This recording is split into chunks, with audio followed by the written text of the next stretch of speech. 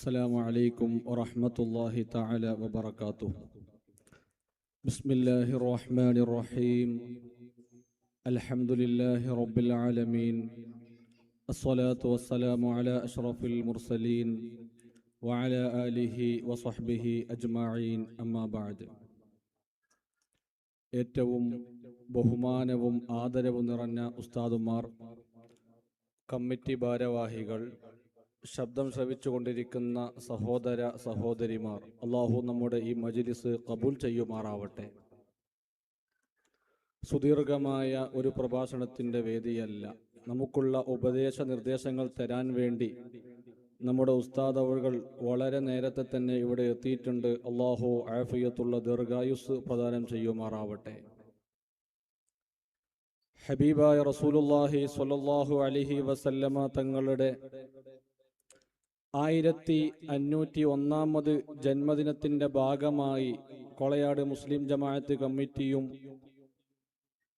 ബഹ്ജെ Medina മീലാദ് കമ്മിറ്റിയും സംഘടിപ്പിക്കുന്ന മീലാദ് പരിപാടിയിലാണ് നാം എല്ലാവരും ഒരുമിച്ച് കൂടിയിട്ടുള്ളത്. ലോകത്തിന്റെ നേതാവ് അഷ്റഫുൽ ഖൽഖ് മുഹമ്മദുർ റസൂലുള്ളാഹി സ്വല്ലല്ലാഹു അലൈഹി വസല്ലമ തങ്ങൾ 1500 വർഷം മുമ്പ് ഈ ലോകത്തേക്ക് വന്ന്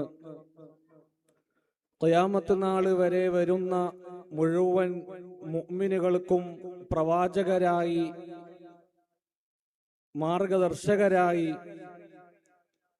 15 പതിറ്റാണ്ട് മുമ്പ് ലോകത്തേക്ക് വന്ന് 63 വർഷം വരെ ഈ ലോകത്ത് ജീവിച്ച് മാതൃക കാണിച്ചു തന്ന നേതാവാണ് അഷ്റഫുൽ ഖൽഖ് മുഹമ്മദുർ റസൂലുള്ളാഹി സ്വല്ലല്ലാഹു അലൈഹി വസല്ലമ തങ്ങൾ. നബി സ്വല്ലല്ലാഹു അലൈഹി വസല്ലമ തങ്ങളുടെ പേരിലാണ്, ജന്മദിനത്തിന്റെ പേരിലാണ് ഇന്ന് നമ്മൾ ഇവിടെ പരിപാടി സംഘടിപ്പിച്ചിട്ടുള്ളത്. അത് നമ്മുടെ ഈ നാട്ടിൽ മാത്രമല്ല, പരിസര നാടുകളിലും, ഇന്ത്യ രാജ്യം മാത്രമല്ല, ലോകത്തുള്ള മുഴുവൻ രാഷ്ട്രങ്ങളും എല്ലാവരും പല പല രൂപത്തിലാണ് ഹബീബായ റസൂലുള്ളാഹി സ്വല്ലല്ലാഹു അലൈഹി വസല്ലമ തങ്ങളുടെ ജന്മദിനം കൊണ്ടാടുന്നത്.